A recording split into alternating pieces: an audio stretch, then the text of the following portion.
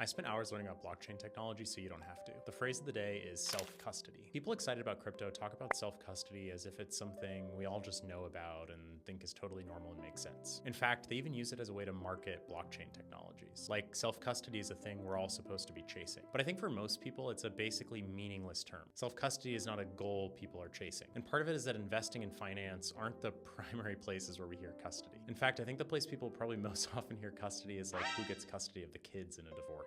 Not to out myself as a child of divorce. And I'm as guilty as anyone talking about blockchain technologies. I mention self-custody often. The thing is, from a practical perspective, self-custody isn't actually very complicated. It's just kind of like if you're holding a $5 bill in your wallet, you self-custody that $5 bill. Interestingly, the thing that's much less intuitive is actually the thing we mostly do in our financial lives. That's the opposite of self-custody, which is to have a custodian. For example, with your bank account and your brokerage account, the place where you invest in stocks, somebody has custody of your assets. And this makes a ton of sense. 50 years ago, you might have literally had a piece of paper that said you owned some stock. Tracking that experience, just like having cash under your mattress, is a huge hassle. With the dawn of computers and the internet, we had the technology to abstract a lot of this away. Basically, the combination of databases, the internet, and screens go together to help us track and know what we own. But to make all this so convenient, companies basically had to make a bunch of technical connections. Think of this as like the computers and the databases talking to each other. Through that process, a company like your traditional brokerage will show you on the app screen that you own some stock. In combination with standards and regulations, this all actually works out quite well. But unlike that paper stock or cash in your wallet, you don't actually hold the thing. You have a login that tells you do. In some sense, blockchain technology has allowed a totally new approach to how all these computers and databases connect together. Basically, this novel technology allows you to hold on to a token. That token doesn't exist on some company's database record. It exists kind of as a fact of the way the relevant blockchain network actually works. Likewise, the way you can track and view your ownership of that token exists as a fact of the way the blockchain operates. So a way to think about all of this is that it's kind of just skipping a database or an intermediary, but still gives you the convenience of something existing digitally and on the internet.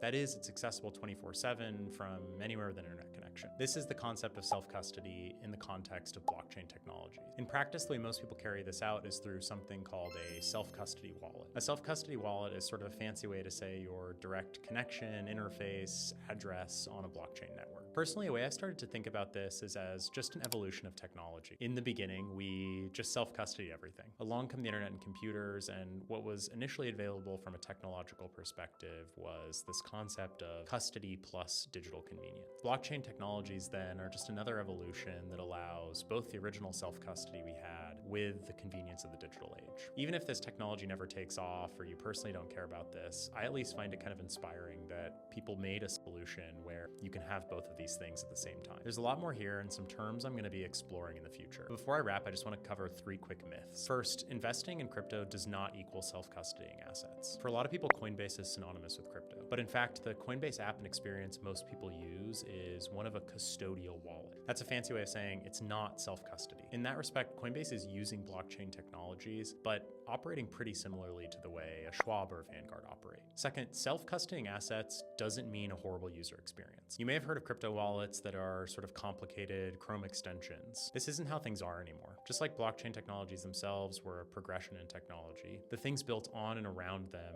also progress. So 5 years ago, the quote self-custody wallets that were available were pretty complicated. But honestly, now you can go on the App Store and find self-custody wallets that work great. In a lot of ways, they'll probably feel exactly like the experiences you're used to. Third is that self-custody is necessarily better or worse. I just don't think that's the right way to think about this. This wide availability of digital self-custody is new. Even with some of the awesome self-custody experiences that have launched in 2025 and 2026, I think people might find that self-custody isn't the right thing for them. But for others like me, just the concept is kind of inspiring. My main thought is a pretty basic one. Just give it a try. Maybe don't put your whole life savings on a self-custody wallet immediately without knowing anything about it. But you can always just put 20 or 50 bucks on a self-custody wallet, give the experience a try, and keep reading about some of the trade-offs. I hope you'll enjoy the experience.